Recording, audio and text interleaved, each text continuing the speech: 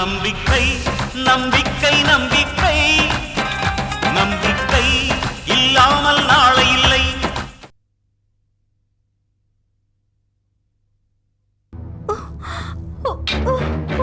விஷாலம் விஷாலம் என்னம்மா ஆச்சு? Oh my God. Vanaja, நான் ஆஸ்பத்திரி கூட்டிட்டு போறேன். நீ குழந்தைய கொஞ்சம் ஜாகிரதையா பார்த்து. மெதுவா மெதுவா பார்த்து வாமா, ஸ்லோலி.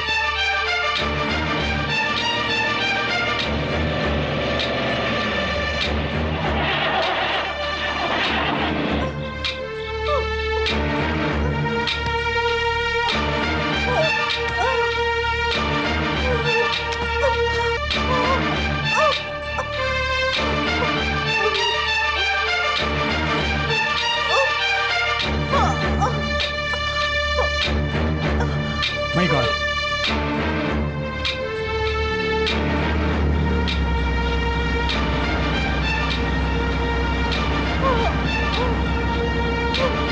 Madam, excuse me. சொல்லுங்க, என்ன விஷயம்? என் சிஸ்டருக்கு மைல்டு ஹார்ட் அட்டாக். வண்டி வேற வழியில ரிப்பேர் ஆயிடுச்சு. கொஞ்சம் ஹெல்ப் பண்ணுங்களேன். இருங்க இருங்க.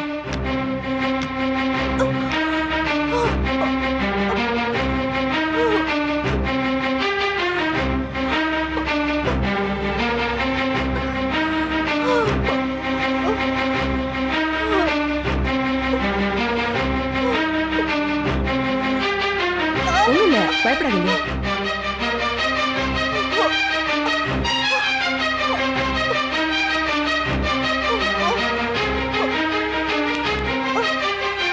சார், இப்போ ஸ்டார்ட் பண்ணுங்க. Yes yes, thank you.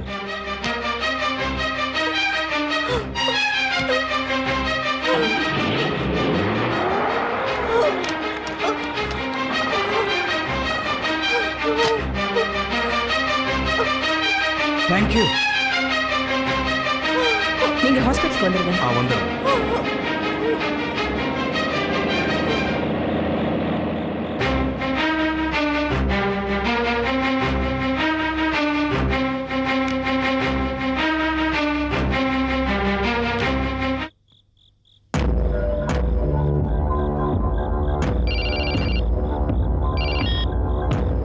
Hello. Hello அம்மா, நான் வனஜா பேசுறேன். என்ன வனஜா, நந்தினி வீட்ல இருந்தா பேசுற? ஆமாம்மா.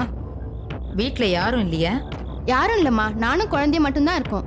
எல்லாரும் எங்க போனாங்க? விசால் அம்மாக்கு திடீர்னு நெஞ்சு வலி வந்துடுச்சுமா. ஆஹா, விசாலத்துக்கு திடீர்னு நெஞ்சு வலியா? ஆமாம்மா. எப்போ? இவ்வளவு சந்தோஷமான விஷயத்த சாதாரணமா சொல்ற? கொஞ்ச நேரத்துக்கு முன்னாடிதாம்மா. அவங்களுக்கு நெஞ்சு வலிக்குதுன்னு சொல்லி கீழே விழ பார்த்தாங்க. ராம்கோபால் சார் தான் ஆஸ்பத்திரி கூட்டிட்டு போயிருக்காருமா. கங்கை இல்லையா? அவர் வீட்ல இல்லம்மா, பெரியவ தான் ஆஸ்பத்திரி கூட்டிட்டு போயிருக்காருமா. பழிக்கிறதுக்கு ஏதாவது வாய்ப்பு இருக்கா? போன வேகத்தை பார்த்தா போயிடுன்னு தான் தோணுது. சரி சரி, அவளா போயிட்டா வேலை மிச்சம். நான் செல்ல ஆன் பண்ணி வச்சிருக்கேன். விசாலம் செத்துட்டா உடனே எனக்கு இன்ஃபார்ம் பண்ண. புரிஞ்சுதா?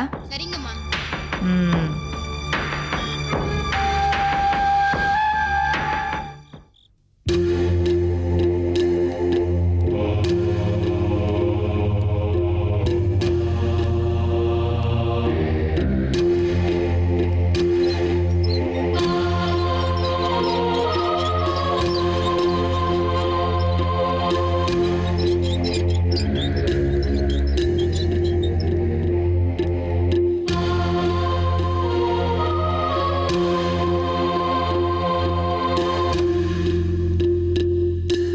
நெஞ்சு வலின்னு சொன்னாங்களே, இப்போ அவங்களுக்கு எப்படிமா இருக்கு? மைல்டு ஹார்ட் அட்டாக், பட் பயப்படுறதுக்கு ஒன்றும் இல்லை. அட்மிட் பண்ண சொல்லியிருக்கேன். இப்போ டியூட்டி டாக்டர்ஸ் பார்த்துக்குவாங்க. நாளை காலையில் வந்து பார்க்கலாம். யாரும்மா அவங்க? யாருன்னு தெரியல. நீங்க பார்க்கலையா? இல்லம்மா, பெத்த பிள்ளையும் கட்டின பொண்டாட்டியும் காப்பாற்ற முடியாத பாவி. இந்த பாவி பார்த்து அவங்களுக்கு ஏதாவது ஒன்று ஆயிடுச்சுன்னா அதனால தான்மா பார்க்கல. முதல்ல நீங்க இந்த நினைப்பை மாத்திக்கணும். வண்டி எடுங்க. சரிம்மா.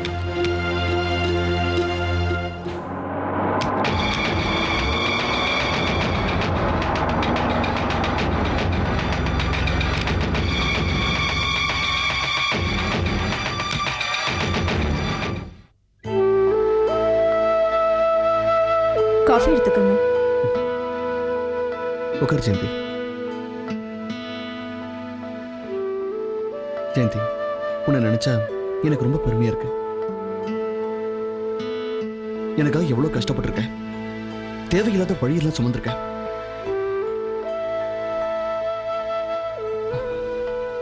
உன்னை நான் கல்யாணம் பண்ணும்போது மனசுல எந்த எண்ணமும் இல்லாம தான் கல்யாணம் பண்ணேன். ஆனா இப்போ உன்னை என் மனைவி அடைஞ்சதுக்காக நான் ரொம்ப பெருமைப்படுறேன் ஜெயந்தி. ஒரு பொண்ணுக்கு இந்த உலகமே ஆதரவா இருந்தாலும் புருஷனோட அன்பு மட்டும் இல்லைன்னா அவ வாழ்க்கைக்கு அர்த்தமே இல்லைங்க. ஆனா இந்த உலகமே எதிர்த்தாலும் சந்தேகப்பட்டாலும் புருஷனோட அன்பும் ஆதரவும் மட்டும் இருந்தா அவ வாழ்க்கையில எதை வேணாலும் சாதிக்கலாம். உங்க அன்பும் ஆதரவும் எனக்கு இருந்ததுனாலதான் வாழ்க்கையில எல்லா கஷ்டங்களையும் தாங்கிக்கிற மனப்பக்குவம் எனக்கு கிடைச்சிருக்கு. என் தங்கச்சி கூட உன்னை புரிஞ்சுக்காம போயிட்டா ஜெயந்தி. அதை நினைச்சாதான் ரொம்ப சங்கடமா இருக்கு. அண்ணன் பொண்டாட்டி மேல தேவையில்லாம எந்த ஒரு கெட்ட பேரும் வந்துடக்கூடாதுங்கிற அக்கறையிலையும் பயத்திலையும் தான் அண்ணி அப்படி பேசியிருப்பாங்க. நான் யாரையும் தப்பா நினைக்கலைங்க. எனக்கு யார் மேலேயும் எந்த வருத்தமும் இல்லை. ஜெயந்தி, முதல்ல எனக்கு ஒரு நல்ல வேலையை தேடிக்கணும். இனிமே நம்ம யாரை பத்தியும் யோசிக்க கூடாது. நம்ம எப்படி முன்னுக்கு வரணும் அதை பத்தி தான் யோசிக்கணும். நீங்க எதுக்கு வேலைக்கு போகணும்? உங்களுக்கு தான் பிசினஸ்ல நிறைய அனுபவம் இருக்கே. சொந்தமா ஏதாவது கம்பெனி ஆரம்பிக்கலாமே.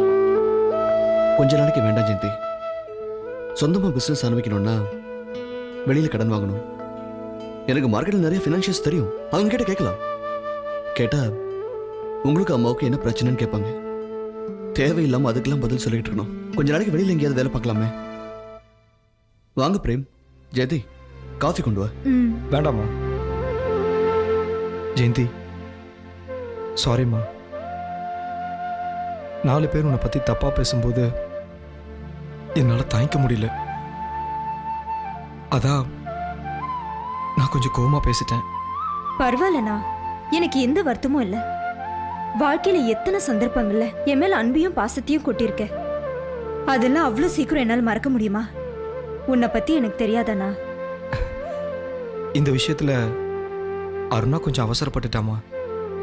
மற்றவங்களோட பேச்சையும் அந்த ஃபோட்டோவையும் அவன் நம்பிட்டா. அவள் எப்பவுமே இப்படிதாம்மா.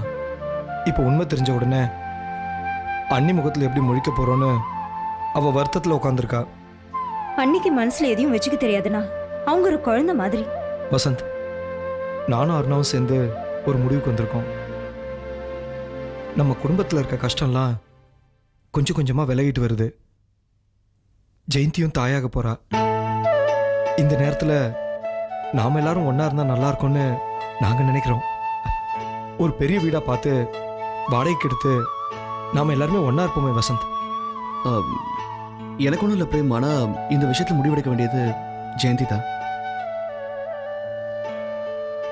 ஜெயந்தி நிச்சயமாக மறுப்பு சொல்ல மாட்டா. என்னம்மா ஜெயந்தி நான் சொல்கிறது? சாரிண்ணா, 2 குடும்பமும் ஒரே வீட்டில் வாழ்றது எனக்கு சரின்னு படல. என்னம்மா சொல்ற? நானும் அருணாவும் உன்னை சந்தேகப்பட்டு பேசுறத மனசுல வச்சுக்கிட்டு தான் இப்ப நீ இந்த முடிவுக்கு ஒத்துக்கலையா? இல்லண்ணா, என்னை கண்டிக்கிறதுக்கும் தண்டிக்கிறதுக்கும் உனக்கு உரிமை இருக்கு. என் புருஷனை ஜெயில இருந்து வெளியே கொண்டு வரதுக்காக நீ உன் மெக்கானிக் ஷெட்டியை வித்திருக்கியே. உன்னை போய் நான் தப்பா நினைப்பேனா? எதுக்குமா பின்ன 2 குடும்பத்தையும் ஒன்னா இருக்க வேணான்னு சொல்ற?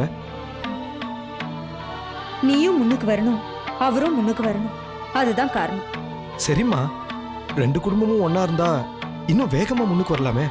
இல்லண்ணா, தனியா இருந்து போராடினதான் முன்னுக்கு வரணுங்கிற வேகம் மனசுல வரும். பல பேரோட ஆதரவு இருந்து ஜெயிக்கிறவங்களை விட யாரோட ஆதரவும் இல்லாம ஜெயிக்கிறவங்க தான் அதிகம். ஒரே கூட்டு குடும்பத்துல இருக்கிறவங்களை விட தனியா வந்து தனக்குன்னு ஒரு வாழ்க்கையை அமைச்சுக்கிட்ட புருஷன் பொண்டாட்டி தான் அதிகமா ஜெயிச்சிருக்காங்க. அது மட்டும் இல்ல, தனியா இருந்தாதான் பிரச்சனைகளை சந்திக்கக்கூடிய மனப்பக்குவம் வரும். அதனால நீ அங்கிருந்து முன்னுக்கு வா, நாங்க இங்கிருந்து போராடி ஜெயிக்கிறோம். அதுக்காக நான் கூட்டு குடும்பத்தை எதிர்க்கிறது அர்த்தம் இல்ல. ஒரே குடும்பமா இருந்தா குடும்பத்து பிரச்சனைகளை பேசிக்கிறதுக்கே பாதி நேரம் சரியா இருக்கும். நாம கொஞ்சம் பிரிஞ்சிருந்தா பாசம் அதிகமா இருக்கும். நாம ரொம்ப நெருங்கிட்டோம்னா பாசம் தள்ளி போயிடும். ஒரே வீட்டுல இருந்துகிட்டு மனசளவுல பிரிஞ்சு வாழ்றதை விட தனித்தனியா வாழ்ந்து மனசளவுல 2 குடும்பமும் நெருக்கமா இருக்கலாமேனா அந்த உறவு நிரந்தரமா நீடிக்குமே. ஜெயந்தி சொல்றதும் சரின்னு எனக்கு தோணுது பிரேம். ஒருத்தருக்கு ஒருத்தர் போட்டி போட்டு முன்னுக்கு வந்து காட்டுவோமே. சரிம்மா, நாம எல்லாரும் ஒன்றா இருக்கணும்னு அருணா ஆசைப்பட்டா. ஆனால் நீ சொல்கிறதும் எனக்கு சரியாதாம்மா படுது. சரிம்மா, நான் வரேன். வரேன் வசந்த். ம்.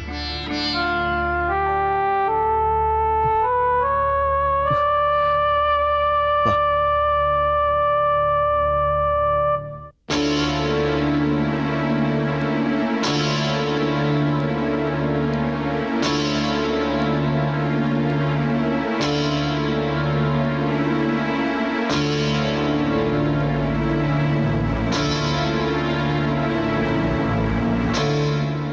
சரி, பார்த்தது பார்த்தாச்சு.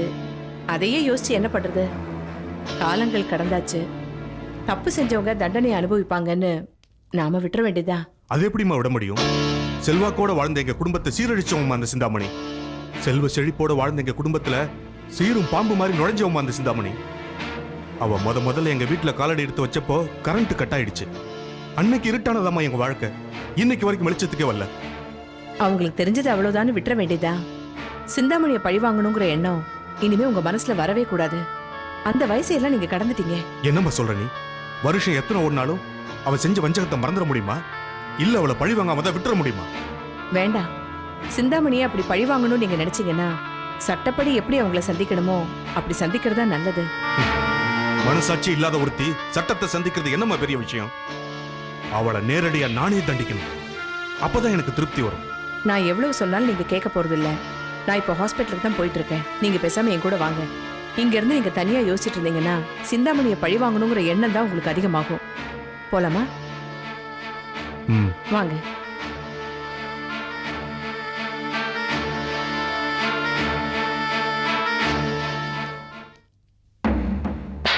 கிருஷ்ணா சார், நான் சொன்ன கம்பெனி பத்தி நல்லா விசாரிச்சிங்களா? அந்த பிசினஸ் டீல முடிச்சிடலாமா? அம்மா, 4 பேர்கிட்ட அந்த கம்பெனியை பத்தி விசாரிச்சேன். நீங்க என்கிட்ட கொடுத்த டாக்குமெண்ட்ஸ் எல்லாம் எக்ஸாமின் பண்ணிட்டேன். எல்லாமே கிளியரா இருக்கு. தைரியமா அந்த கம்பெனியை வாங்கலாம். எல்லா கம்பெனியும் இந்த சிந்தாமணி கையை விட்டு போயிடுச்சுன்னு எல்லாரும் நினைச்சிட்டு இருக்காங்க. அப்படியே நினைக்கட்டும்னு கொஞ்ச நாளைக்கு நானும் விட்டுட்டேன். இனிமே அந்த கம்பெனி வாங்குறதுல நமக்கு எந்த பிரச்சனையும் வராதுன்னு நினைக்கிறேன். சிந்தாமணிமா, நான் உங்க கூட இருக்கும் பொழுது வெளியேந்து ஏதாவது ஒரு பிரச்சனையை வர விட்டுருவேனா? எதுவா இருந்தாலும் நான் பாத்துக்கிறேன். தைரியமா அந்த கம்பெனியை வாங்குங்க.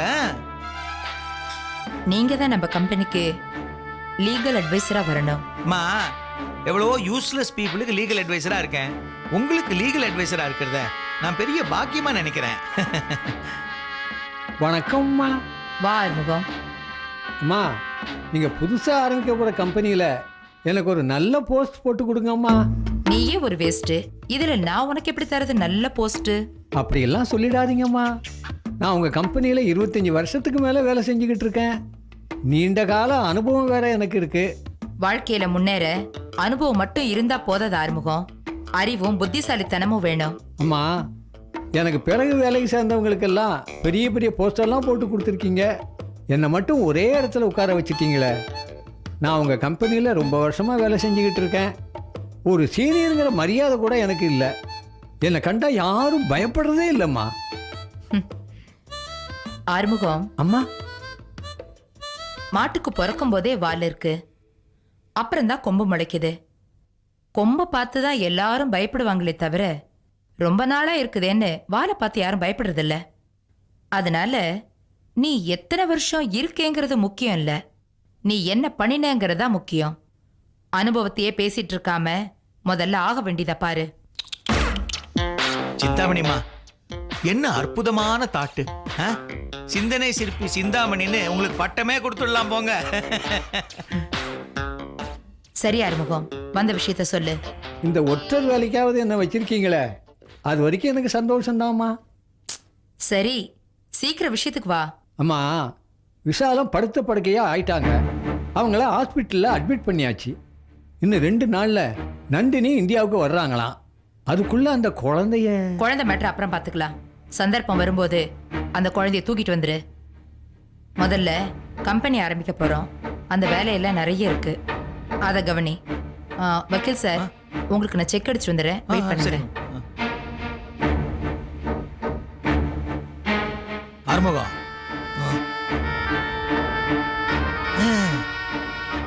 இல்ல சிந்தாமணிம்மா மாதிரி பெரிய மனுஷங்கள்லாம் நம்மள கருவேப்பிலை மாதிரி தான் யூஸ் பண்ணுவாங்க. அதை நீ புரிஞ்சுக்கணும். வேலை முடிஞ்சதும் தட்டுல இருந்து தூக்கி போடுற மாதிரி கீழே வீசி எறிஞ்சிருவாங்க. அதானே இயற்கை. சார் என்ன ஒரு கருவேப்பிலையா நினச்சி யூஸ் பண்ணியிருந்தா கூட சந்தோஷப்பட்டிருப்பேன் சார். எச்சியலையா நினச்சி குப்பையில தூக்கி வச்சுட்டாங்களே. எச்சியில குப்பையில வீசாம கபோர்ட்ல வச்சு பூட்டுவாங்க. ஆறுமுகம் சார் நீ ஏன் எச்சியலையா இருக்க? வெத்தலையா மாறு. அப்ப பூஜை ரூம்ல தாம்பூலத்துல வச்சு பூஜை பண்ணுவாங்க. அந்த அளவுக்கு எனக்கு ஞானம் கிடையாது சார். ஆறுமுகம் உன்னை நான் ஒரு பெரிய ஆளா கொண்டு வரேன். சம்மதமா? எப்படி சார்? Very good. ஐயோ ஏன் சார்னு கேட்காம எப்படி சார்னு கேட்டேல்ல, அதுல இருந்தே நீ என் ஜாதின்னு நான் புரிஞ்சுக்கிட்டேன்.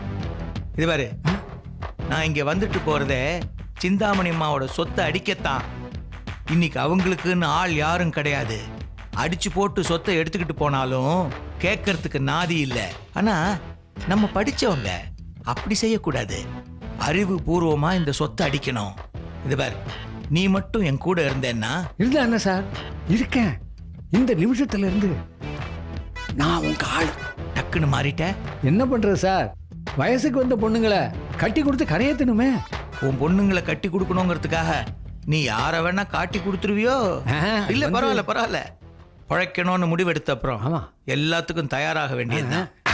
சரி சரி, அந்த அம்மா வந்துட போகுது. நீ ஒட்டி நிக்காத, எட்டி பழைய இடத்துக்கே போ. சரி சார். நீ என் பக்கம் வந்தது சிந்தாமணிக்கு தெரியவே கூடாது. வாங்கம்மா. கையில செக்கோட பார்க்கும் பொழுது சாட்சாத் மகாலட்சுமி மாதிரி இருக்கு.